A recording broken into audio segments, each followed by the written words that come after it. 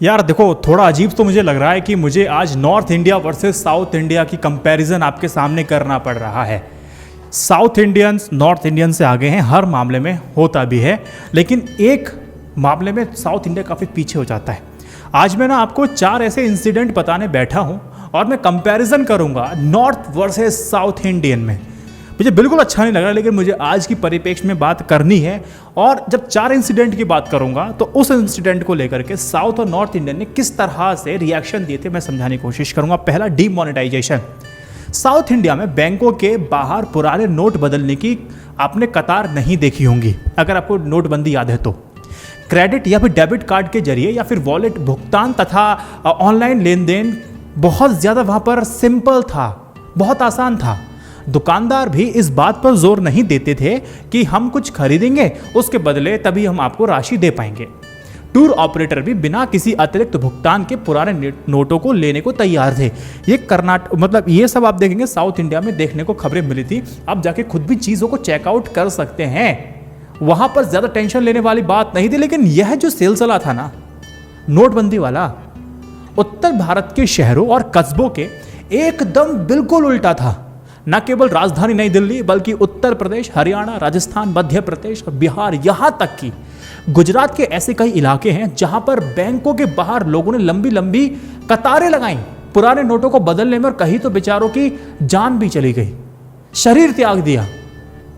इन जगहों के कारोबारी भी ऑनलाइन भुगतान लेने के इच्छुक नहीं दिख रहे थे और नकदी पर जोर दे रहे थे। कमीशन सेट चल रहा था। कुल मिलाकर के असहज करने वाला माहौल नॉर्थ इंडिया में देखने को मिला था। अगर मैं आपको कहीं भी पार्शल लगता हूं, कहीं भी आपको लगता है कि मैं ज्यादा जबरदस्ती खींचने की कोशिश कर रहा हूं, तो मुझे टोकिए। सेकंड है कृषि कानून को लेकर। देखिए, पहले तो हमने यही सुना था ना, शुरुआत में हम यही कह रहे थे कि कृषि कानून का विरोध ना देशव्यापी है और पूरे देश के किसान इस कानून को लेकर काफी ज्यादा परेशान है। ऐसा तो नहीं है कि सिर्फ नॉर्थ में ही किसान रहते हैं, भैया सदर्न पार्ट में भी है। लेकिन महाराष्ट्र और पश्चिम बंगाल में कुछ शुरुआती विरोध देखने के बाद किसान आंदोलन जल्दी ही पंजाब, हरियाणा, उत्तर प्रदेश और बिहार के किसानों तक ही आंदोलन बनकर के रह जाता है। ये साउथ वाले क्या कर रहे थे? दक्षिण भारत के किसानों ने इन नए कानून की अनदेखी कर दी थी। एक बार फिर दक्षिण के राज्यों ने केंद्र के नीतिगत फैसलों पर उत्तर के राज्यों की तुलना में एक बेहद अलग ढंग से प्रतिक्रिया दी थी। अब इस रिस्पॉन्स को, इस प्रतिक्रिया को आप संतुलित कहते हैं, समझदारी कहते हैं, बेवकूफ़ी कहते हैं, या फिर हथियार डाल देना कहते हैं, ये आपके ऊपर छोड़ रहा हूं। लेकिन मैं आपको रिएक्शन बता रहा हूं, फिर ध्यान दिलाता हूं। तीसरी बात, अग्निपथ योजना। पिछले कुछ दिनों से नरेंद्र मोदी सरकार की सैनिक भर्ती योजना अग्निपथ को लेकर के भी काफी विरोध का सिलसिला चल रहा है। मोटे तौर पर अगर आप देखेंगे तो उत्तर भारत में ही केंद्रित दिखाई देता है।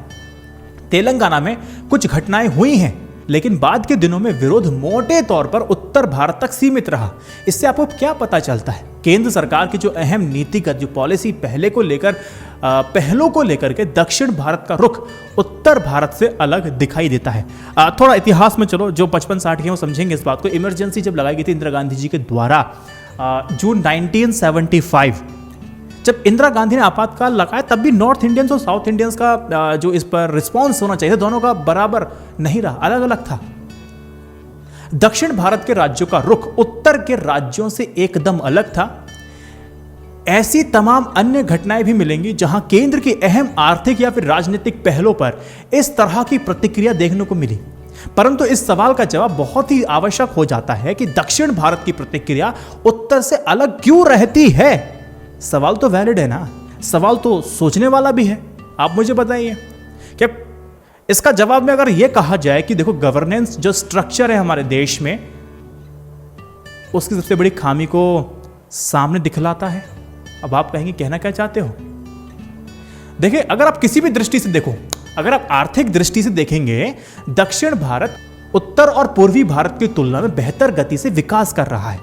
साउथ के अधिकांश राज्यों में अगर आप देखेंगे जो एवरेज पॉपुलेशन है, जो उसका रेट है बढ़ने का, वृद्धि दर जो है, उत्तर प्रदेश के राज्य खासकर उत्तर प्रदेश, बिहार, मध्य प्रदेश की तुलना में कम रहे हैं। लिटरेसी रेट वहां की ज्यादा है।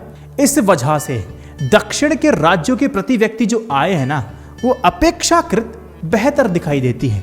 दक्षिण के कई राज्यों में आबादी कि कृषि पर निर्भरता कम हुई है। इसके चलते विनिर्माण को गति मिली है और इन राज्यों में तकनीक सक्षम सेवा क्षेत्र में भी मजबूती आई है। शिक्षा के प्रसार, स्वास्थ्य और सेवाओं और बुनियादी ढांचों में सुधार हुआ है। इन क्षेत्रों में दक्षिण के राज्य उत्तर के राज्यों से काफी आगे निकल जाते हैं। यहां पर आप कहेंगे हर चीज में साउथ इंडिया आगे है, तो नॉर्थ इंडिया किस में आगे है भाई?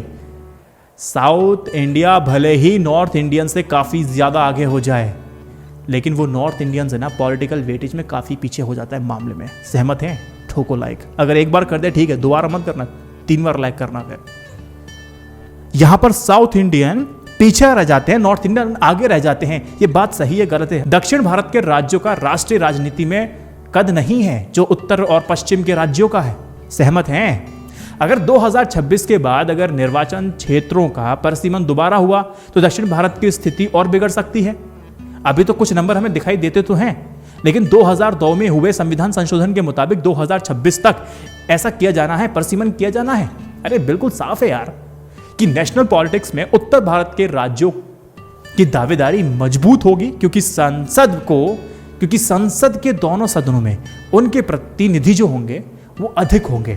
वहीं दक्षिण के राज्यों की हैसियत कम होगी। एक राष्ट्रीय दल देश की सरकार चला रहा है, लेकिन दक्षिण में उसकी सरकार केवल एक ही अहम राज्य में है। यह तथ्य परेशान करने वाला है और इस बात को रेखांकित मैं करना चाहता हूं। बहुत सारे पॉलिटिकल एनालिस्ट भी यही कहते हैं कि दक्षिण के राज्यों की चुनावी और राजनीतिक अहमियत कम हो रही है। साधारण बुद्धि से तो आप यही सोच सकते हैं ना। परिसीमन समझ में आ रहा है आपको? उत्तर और दक्षिण भारत की राजनीति में आ रही इस विसंगति को भारत के भविष्य पर आपको क्या लगता है बहुत सकारात्मक पहलू एक असर पड़ेगा? नहीं साहब, बहुत बुरा असर पड़ेगा।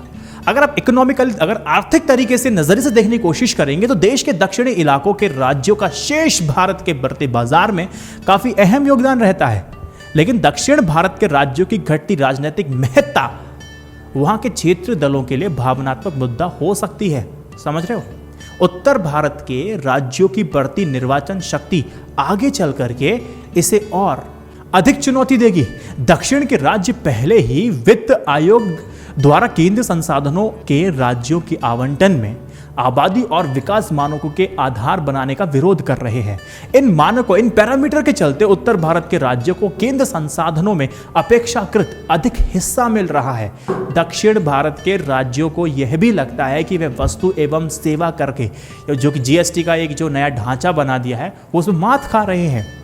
इस पूरे मॉडल में, इस व्यवस्था में खपत करने वाले राज्यों को अधिक टैक्स मिलने की प्रवृत्ति आ रही है, जबकि उन वस्तुओं और सेवाओं का उत्पादन करने वाले राज्यों के हिस्से बहुत कम आता है। अगर आप साउथ इंडिया में देखेंगे, साउथ इंडिया के जो राज्य इस बात को लेकर काफ़ी नाराज हो सकते हैं। ये समझिए, ये बात बिल्कुल महत्वपूर्ण हो जाती है। केंद्र सरकार दक्षिण भारत के और उत्तर भारत के साथ लगातार बढ़ती दूरी पर ध्यान देना चाहिए। मैंने बताया था साउथ वर्सेस इंडियन चल रहा था अभी सिनेमा में भी। बहुत संभव है कि यह एक अभी शुरू हुई बड़ी समस्या को हल करने के लिए समय सही है ना। नीतिगत फैसलों या पहलू तथा सकारात्मक हस्तक्षेपों के माध्यम से जितनी जल्दी हो सके उतना हल निकालना चाहिए। एक समझदार व्यक्ति तो यही कहता है। आप क्या कहते हैं? उतना ही अच्छा होगा। समझ में आया? यदि ऐसा किया जाता है तो आने वाले दिनों में देश के संचालन ढांचे के लिए बेहतर बात होगी। समझ में आया? इस वीडियो को 3 व्हाट्सएप ग्रुप में शेयर कीजिएगा। जय Hind, Vande Mataram, stay updated, stay educated, सत्यमेव जयते। नमस्कार।